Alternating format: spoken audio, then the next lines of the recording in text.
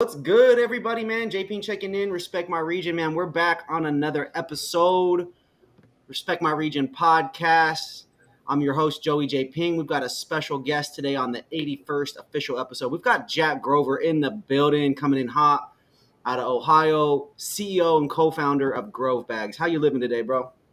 I'm good, man. I'm good. Thanks so much for having me. Obviously, been a fan of what you guys been doing for a while, and love the show. So now I'm on here. Hopefully, the audience, enjoys this episode as much as some of the others. But I really appreciate you having me today, man. This is a nice breakout of the day to just rap a little bit. So It's truly a pleasure, man. It's an honor. I've got a little bit of Grove Bag right here, man. We've got that oh TerpLoc. I made sure that to stick some of our flour in here. Man, it's really cool to have you guys on, to have you on as a guest, and to be able to pick your brain and learn more about the company. Before we dive any further in, though, Jack, I want to make sure that I give you the proper intro for the brand and show love. You guys, Grove Bags I'm not the definitive expert on packaging, but Grove Bags is arguably, if not hands down, the cream of the crop for cannabis packaging, specifically with these bags that we have right here. Right, there's a variety of different bags that they use.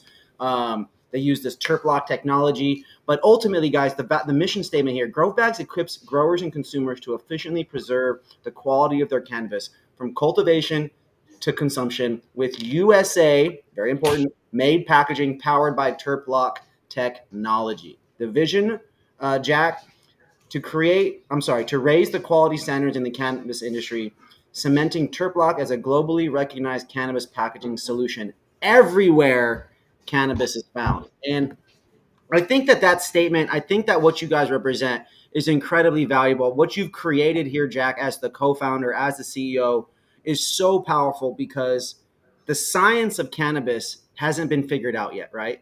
It's not copy pasted everywhere. All these markets, all the regions they're in, they're all different, right? You're in Ohio, and we were just talking Arizona.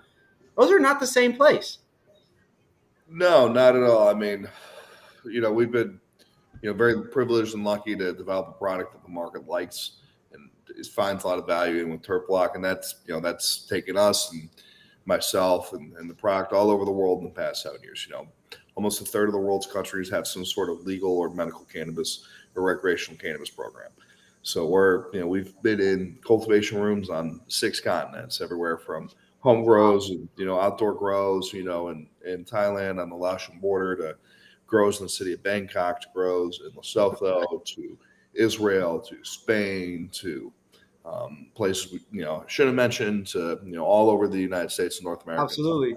So it's been a privileged place to see a global market take place. And for me, we're having a lot of fun because we're developing products that people we admire, enjoy, and as Alien Labs Ted, told me, years ago, he's like, you're really not anybody in this industry until you're smoking pheno hunts, from the top dogs. So I get to see a lot of great products and I get to have a lot of fun, but we also get to work with some of the most innovative and creative people in the industry. That little comment from Ted there, how powerful is that, right? It's like, to get in this industry is a struggle itself. To find your role, to create a place, another issue to overcome, some would say, trials and tribulations. What is a little bit of your background? How did obviously your last name is Grover. Is there a tie-in with that and Grove Bags? And how did this whole cannabis packaging technology and helping the cultivators and the consumers, how does this come about? I mean, with the Grove and the Grove Bags thing, I mean, like I'm not an egomaniac. The face of our company is like the best cultivators in the world. That's always been full stop what we wanted. We just didn't have a name. We had a product. MJ BizCon was coming up. We were past the deadline of printing some stuff and getting ready to exhibit at our first show. Classic cannabis fashion right here. Back in the days, like at the Rio Hotel. I mean, this is very, very different cannabis industry, like very different reaction, with people, especially in the Midwest, if you tell them what you do and what you hope to do and what you're passionate about, what you love. So yeah, my buddy was like, hey man, let's call it Grove Bags, baby. Cannabis grows and grows. I like mushrooms grow and grows, apples grow and grows. You like all those things? Call it Grove Bags. So we ran with it. I think TerpLoc is a better name because it reflects, what our product does. in terms of that specific product. That's and obviously TerpLock's our flagship innovation, and to this point in our company history. But yeah, that's what it is. And I think for us, the goal has always been we want to create and add products that have a true value add and true differentiator in the marketplace. When we saw everything that was happening in cannabis, I had been interested in cannabis because even though I grew up, in Ohio, wrestler, very, lots of anti-cannabis propaganda. My brother moved out to California, and he has pretty severe cerebral palsy. And when he did that for a little while, he just got tremendous relief from cannabis. And that kind of opened up my eyes to it and got me interested. But it so dramatically improves quality of life because, it's especially in the, what are we talking, or, early 2000s, there's, and not that it's not worse today, but there's, a pill for this and two pills for the side effects of that, 4 pills for the side effects of those two pills. And, all of a sudden, in the bathroom that I share with my brother, all of my stuff is in a shower caddy as if I was at a summer camp because he's so pimped out for the pharmaceutical industry, for lack of a better term.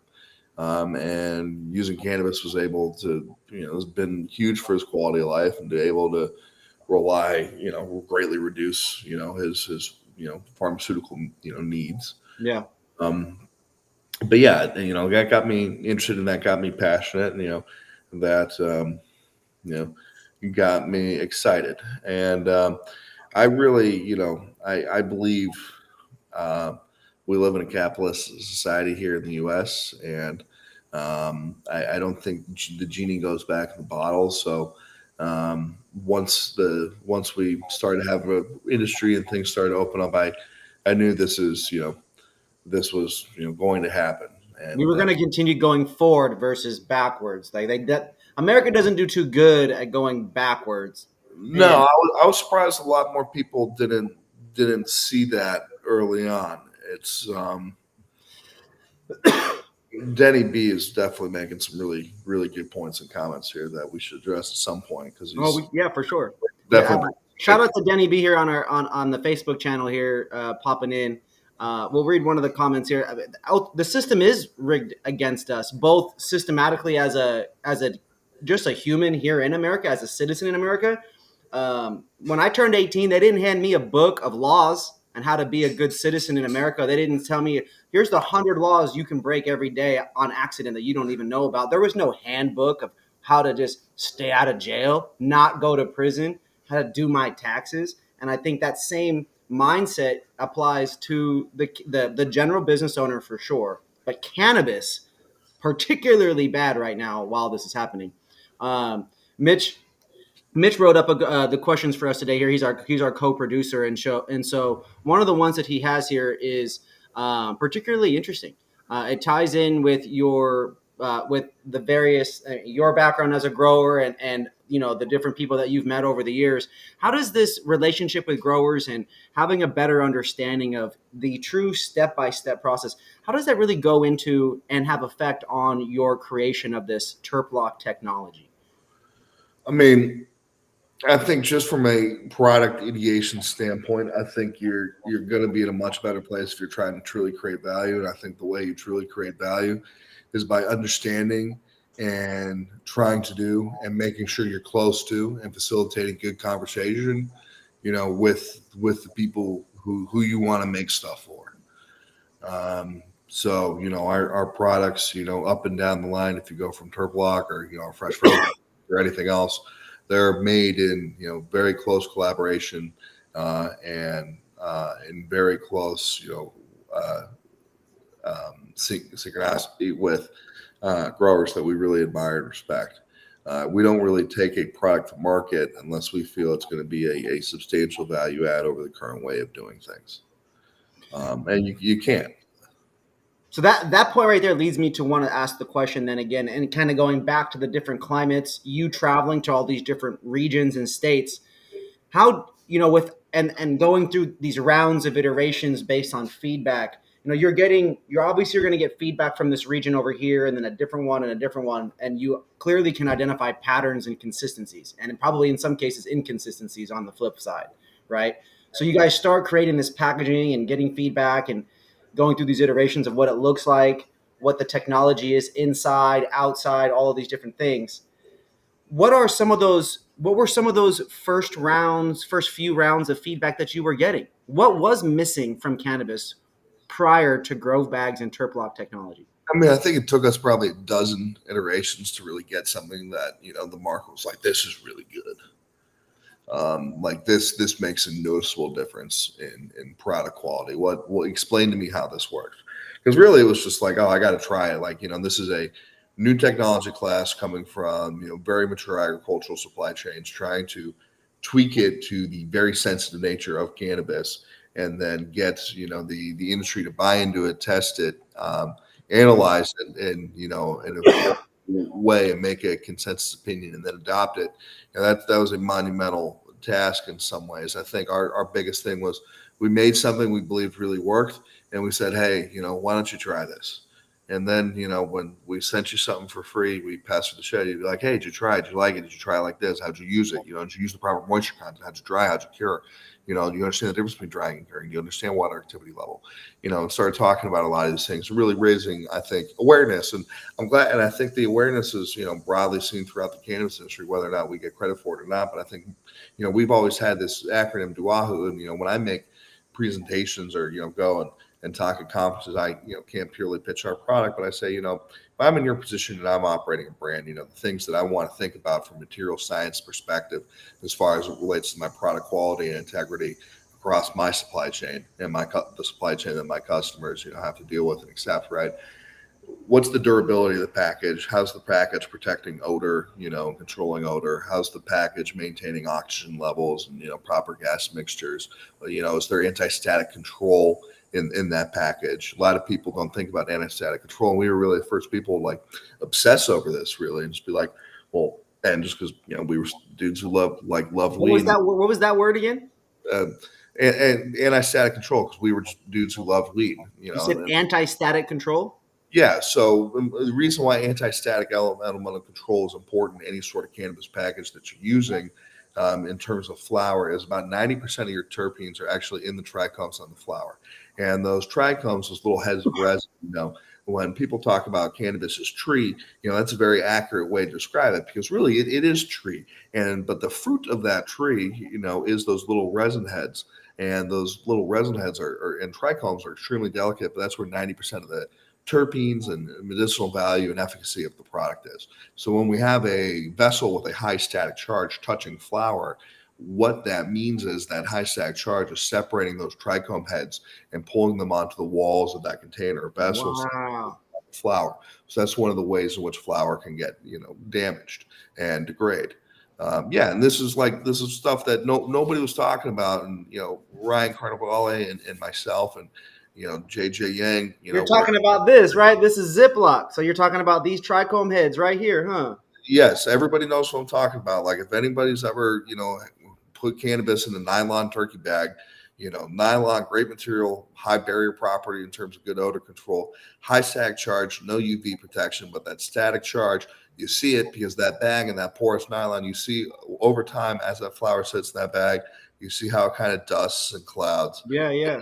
You see how it turns a bit brown, yellowy, and brittle. It's because all those trichomes and resins are getting pulled onto that Yeah, bag. there's a we'll just call it there. It's creating an element of friction, a tug and war, if you would, A static charge. a static charge. Yeah, that's so crazy to think about that.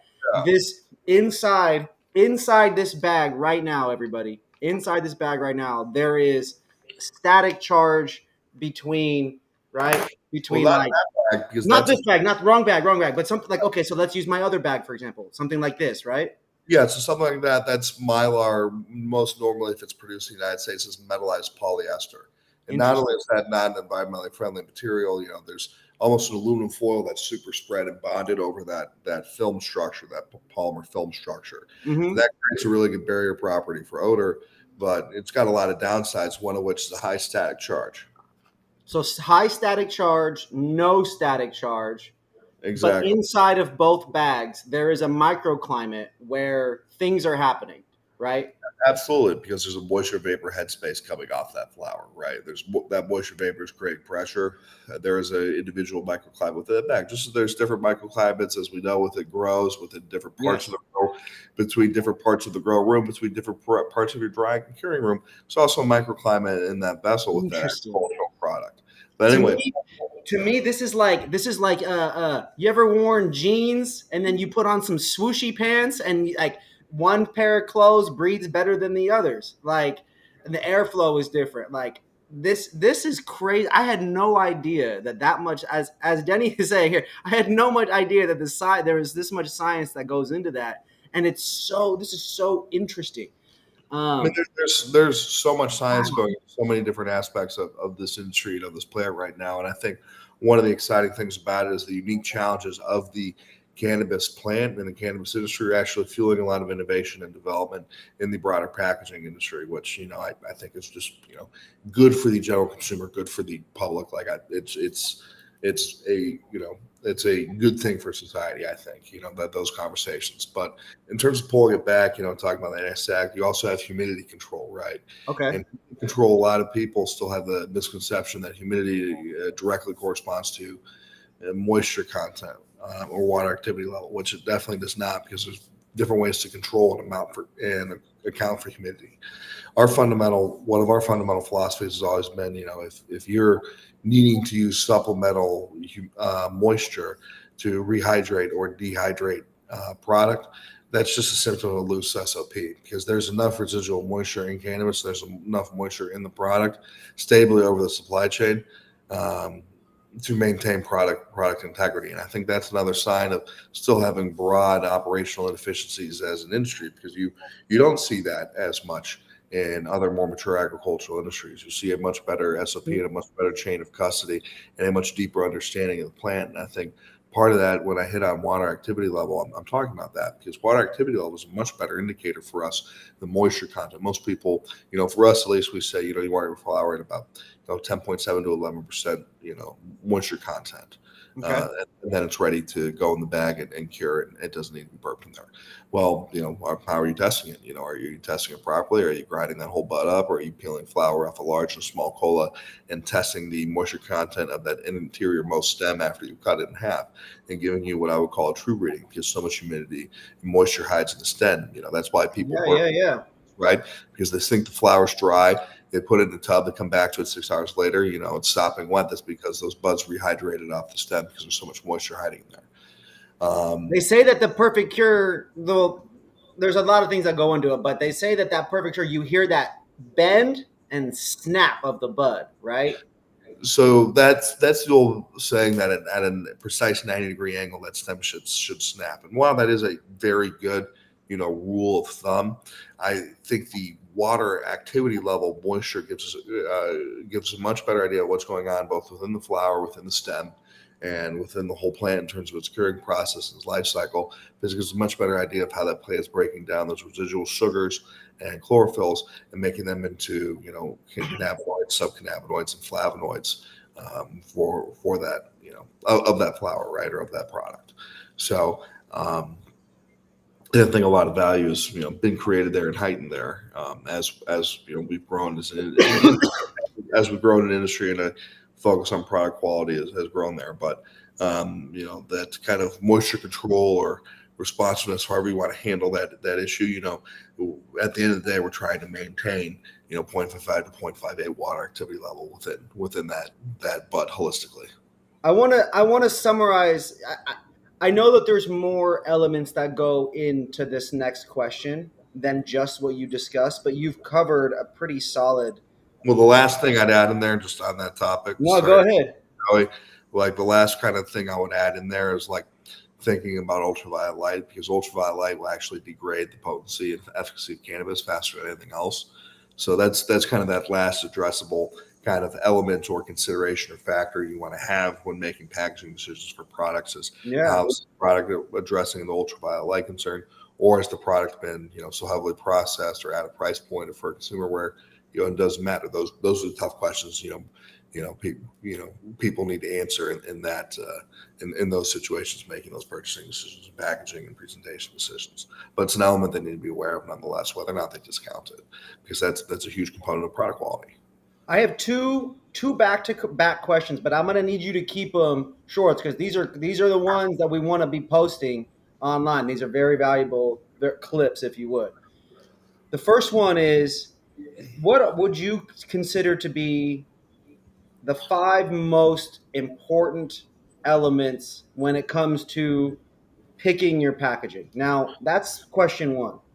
That was inspired. That one came from inspiration of what are the most important elements according to you guys when it comes to the cure process? Because from my understanding here, the proper SOP and the planning and the preparation over here leads to execution, which should end up being decent product. Just we'll just call it cannabis flower product A, and then depending on what how you test it and how you acquire those, we'll call it key performance indicators, just whatever those metrics are at the end of this grow cycle, that's what then goes into the bag, right, or the jar or the whatever. And so first one, let's start with the cure question. What are the most important steps that go into this curing process to get into a really good end result product? All right. So the first thing is you have to separate the two ideas, that growing good cannabis and presenting good cannabis is the same thing, because there's growing great flower, and then there is drying, curing, preserving, and delivering to the patient, great flower. And those are two separate things that present their own unique challenges, right? For us, to address your first question, I think, for us, the six elements that you need to consider, with doing your packaging beyond, regulatory environment and proper language and all of that is, that acronym I shared earlier, which in short is, what's the durability of the package? What's the oxygen control capabilities of the package? Is it doing anything for odor control if it's a particularly odorous form of cannabis product? Is the product anti-static? Does it have some sort of humidity control, either passive or active, that is maintaining the desired water activity level of my flower? And does that product have ultraviolet light protection? But moving back into that broader question, I think, boom, let's assume we grew, great flower, and a lot of people doing it. I mean, I've been in world class rooms in 6 continents. I've been in rooms in Thailand that, if I took everybody out of there and covered up some of the signs and shit, you'd swear we were, you'd swear, one of the top guys in space, like, Ted or somebody will put it together. It was elite. Wow. But let's talk about the curing side. So then you take that plant around and grow a great plant.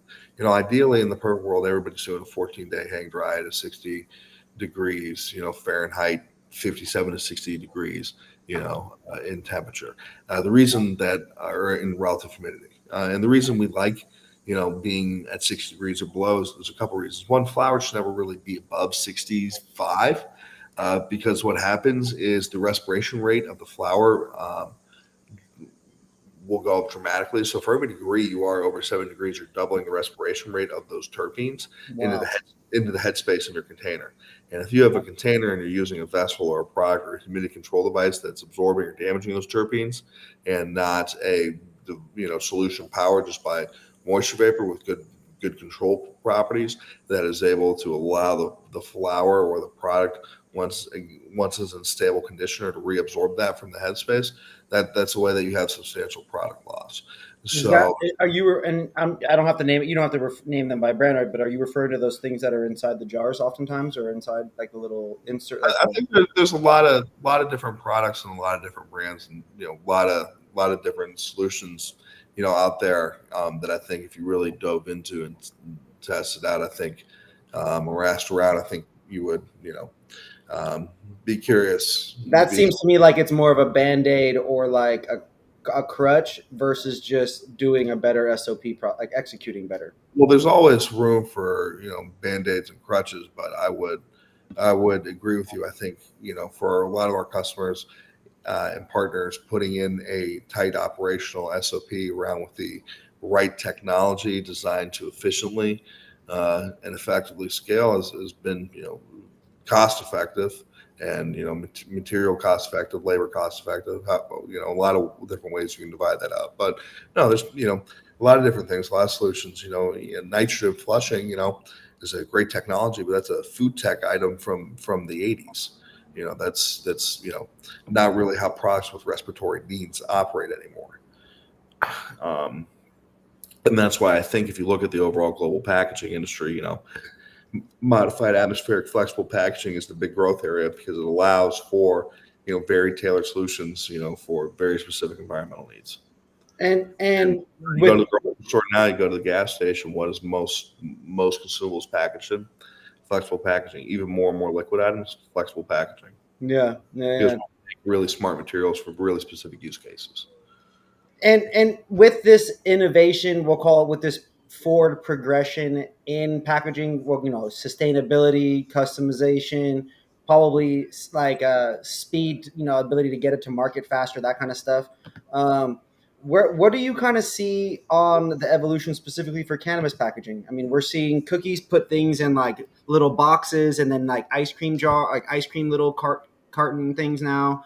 I saw the Wizard Trees did this really cool purple looking dome type of experience. What are your thoughts? What are you kind of seeing either on your guys' side of the conversation or just from a market trend perspective?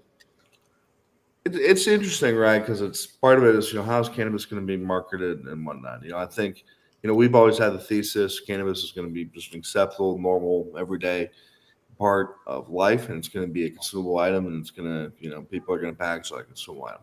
I think there's also obviously always room for novelty and effect packaging. They're I forget the name. There's some guys up in Michigan that were doing permanent marker pre-rolls, and they put them in a pre-roll case that they had custom made that looked like permanent marker. Like, hats off. That's pretty cool. Yeah, it was cool. It's cool, right? It was fun, and it definitely, I'm sure, helps sell that product, along with permanent marker being a great strain and those guys being a good organization on their production end. But um, I don't think cannabis is like alcohol in terms of if you look at most alcoholic items, 20 to 40% of that product's cost, sometimes in some cases more, is represented to the packaging in front of you that contains it, and we're nowhere near that Not yet. in cannabis. I don't think I'm not sure if we I will think get. we are, because, and the reason why I think we are is there are cool brands that are popular enough already in the culture that dictate trends. And I know that hype culture, I got, in the music shit, like if one of those brands were to do a pop up and all of a sudden offer something for 10 racks, someone's going to buy it. And I think, and I know that because I've been a part of teams that have sold products that were one of one or two of two, up in, shout out to Washington State's market up in Washington. And I've been down here in Cali, and then now that weed is legal all over the country here, at least in the states for the most part, I think 37 states or something like that. I started getting hit with press releases about like 100-pound chocolates, like the world record stuff. Like, people that are really trying to go for cool things. And so I think there's going to be innovation, as and just people doing fun, creative stuff in that regard. Much like the cannabis packaging side of things, I think people will just continue to do it, and there will always be a market or some random kid with too much money that'll buy something crazy.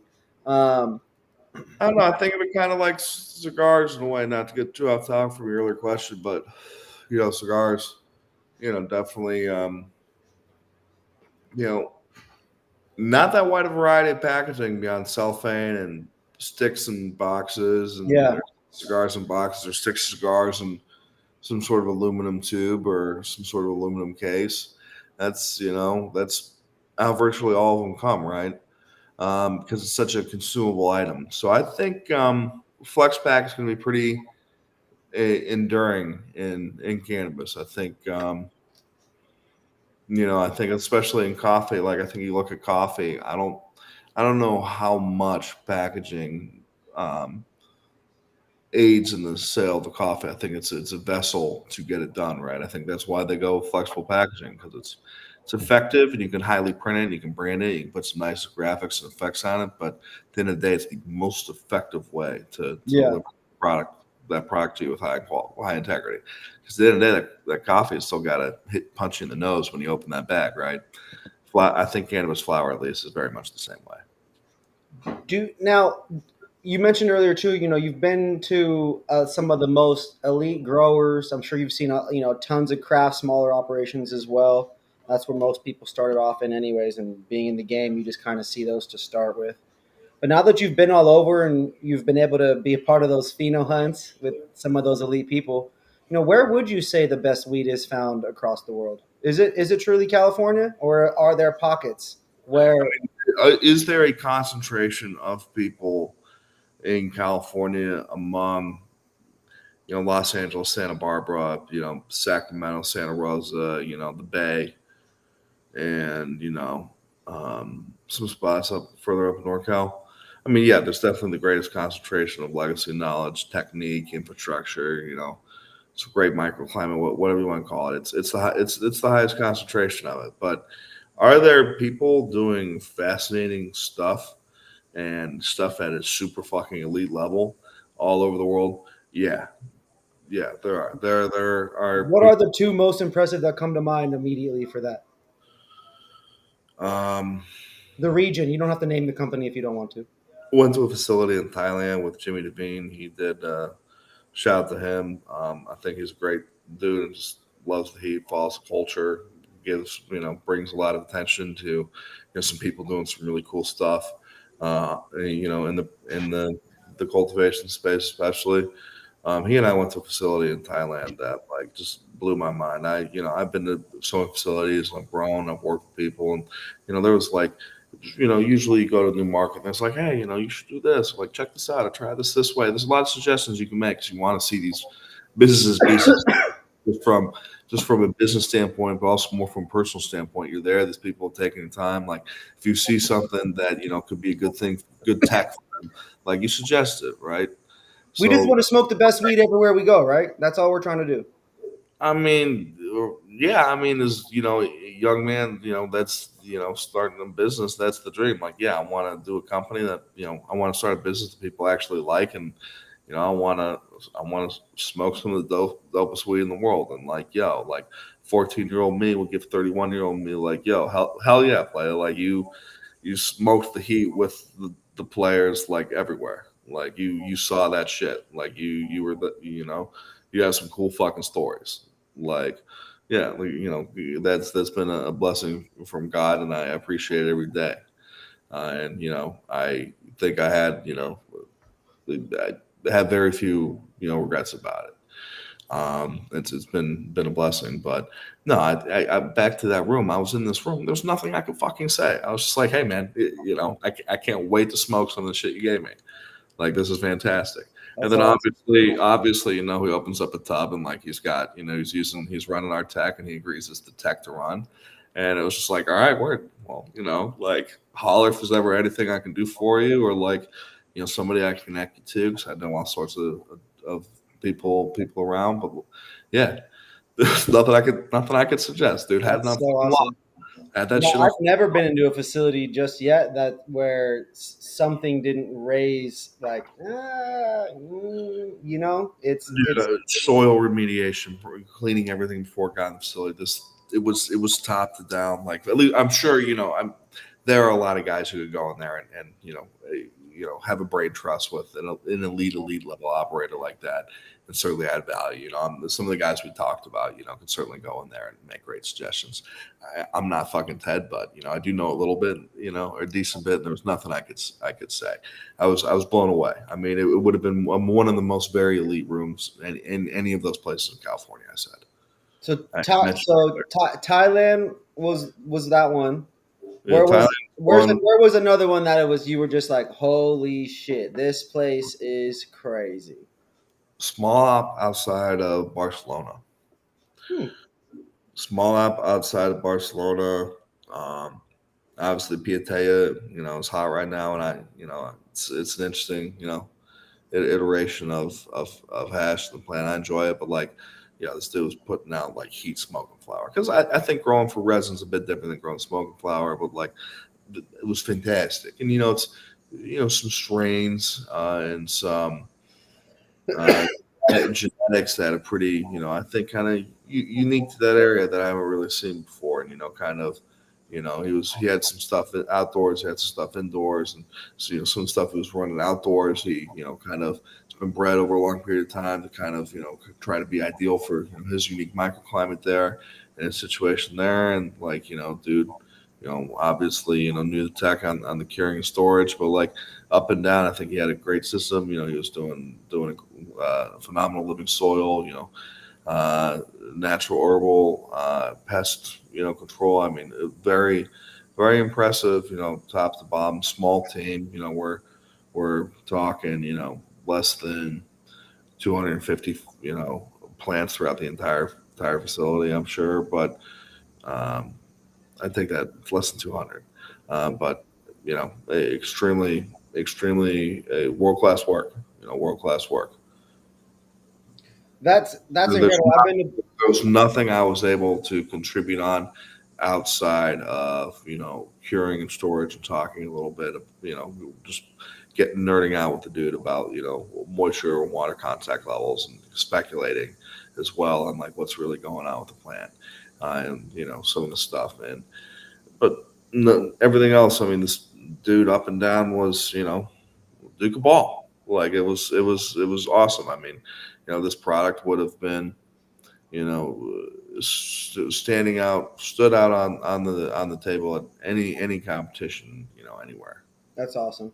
And then That's good. It's crazy. People truly sleep on the craft grower because they're not as flashy, or it's not as big, or their Instagram is not as popping, or whatever it is. But you can grow great weed pretty much anywhere where you are able to create an environment, or do it outside in your environment. There are strains that will grow in any area. You just have to find them or breed to that area and get better at those kinds of situations.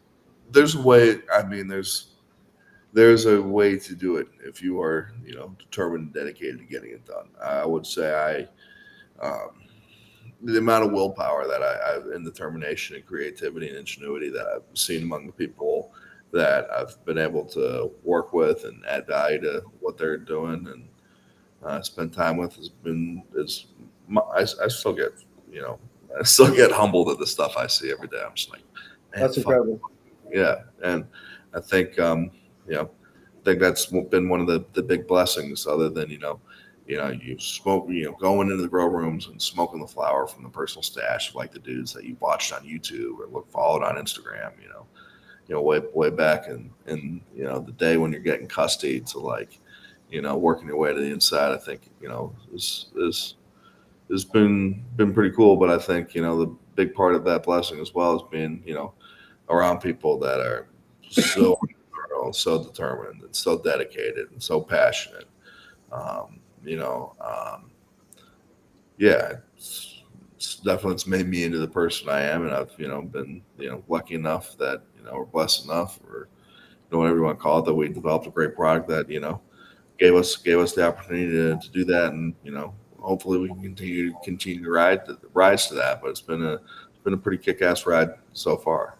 Now, you guys, the stories that you have and the travels are particularly interesting, and I aspire to be going out and visiting most of the same caliber of growers all over the world.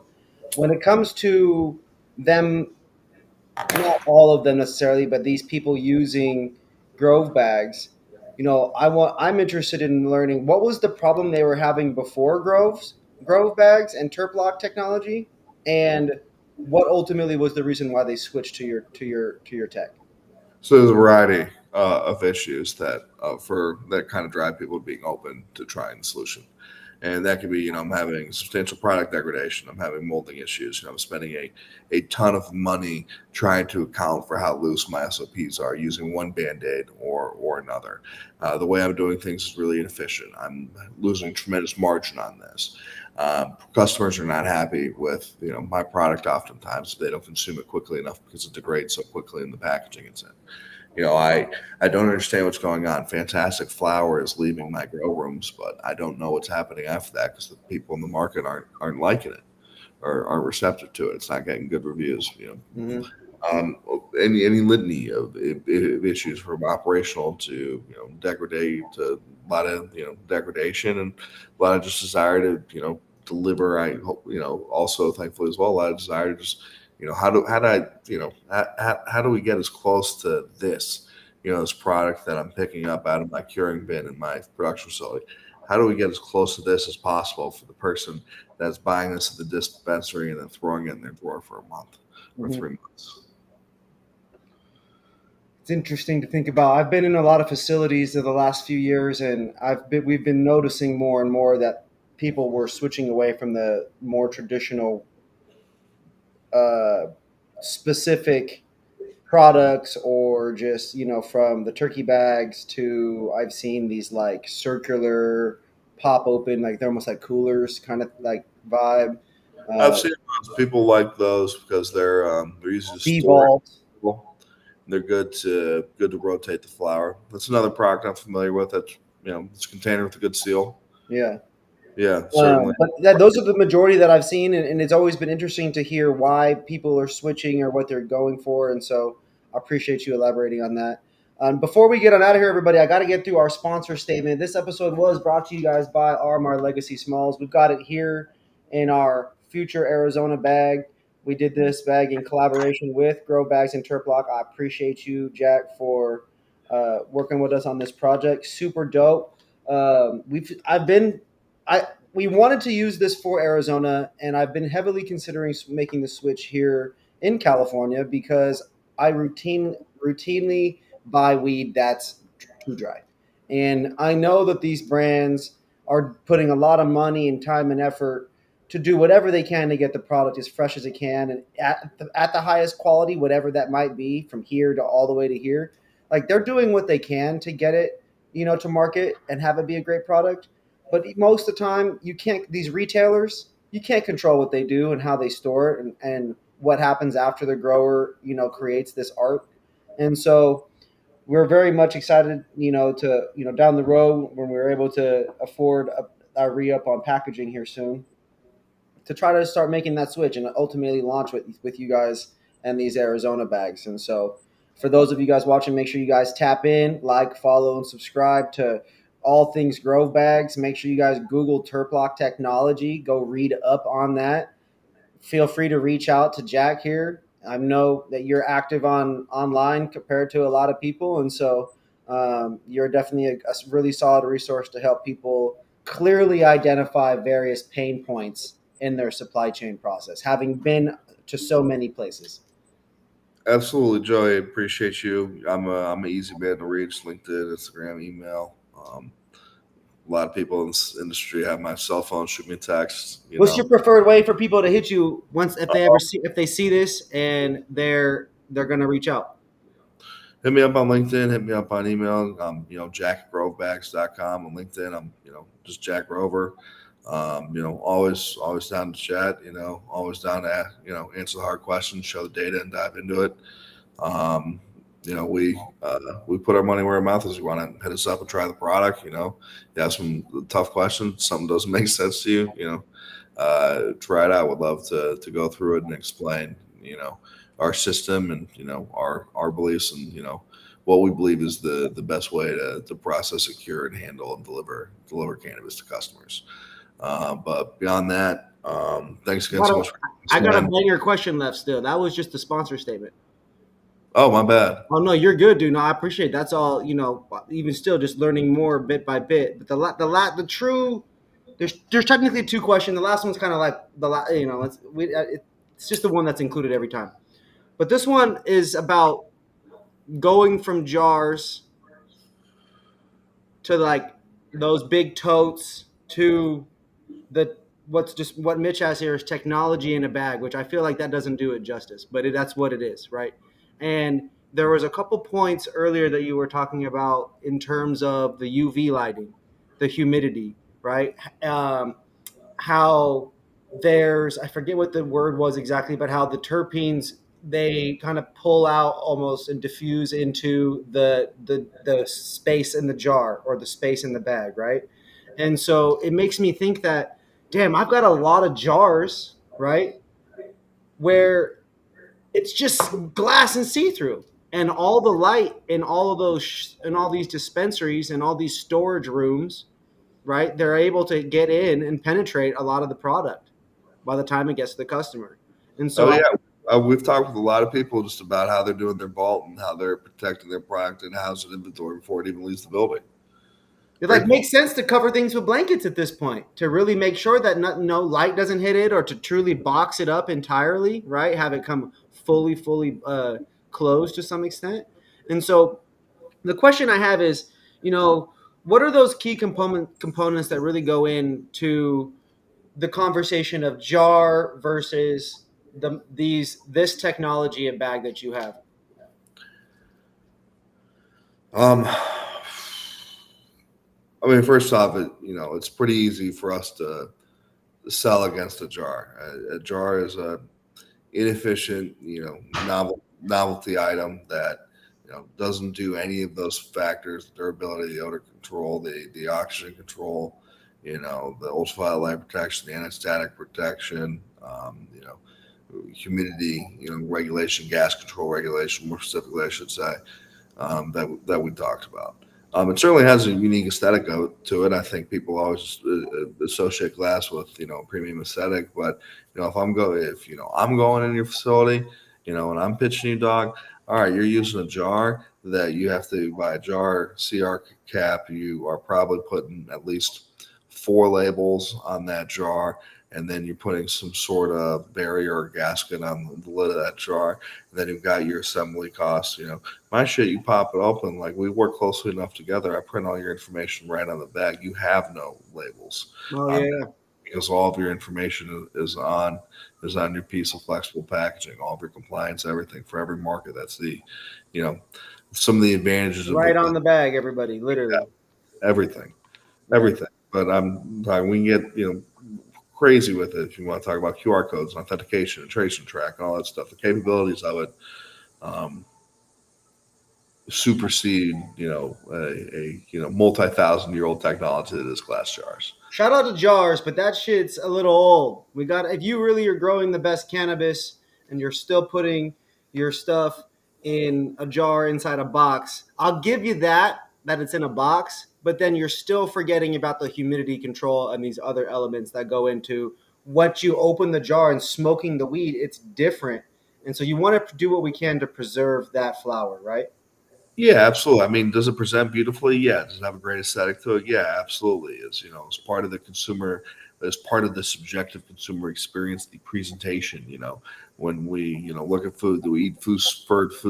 Do we eat food first with our eyes, like a lot of chefs say? Like, all that stuff's true in a qualitative, highly subjective experience, like experiencing nuanced traits among the best cannabis flower in the world. Yeah, Hopefully, absolutely.